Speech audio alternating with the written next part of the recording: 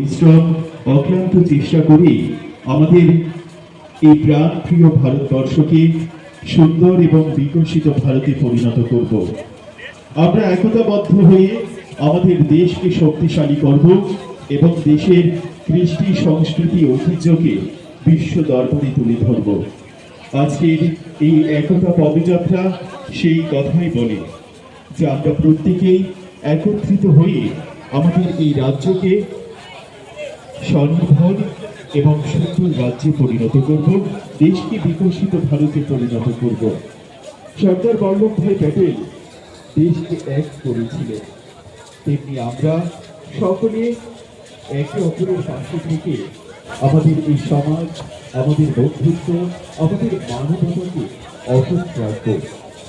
সর্দার বল্লভভাই প্যাটেল বলেছিলেন, আমাদের ঐক্য আমাদের সবচেয়ে বড় সম্পদ, আমাদের সবচেয়ে বড় শক্তি।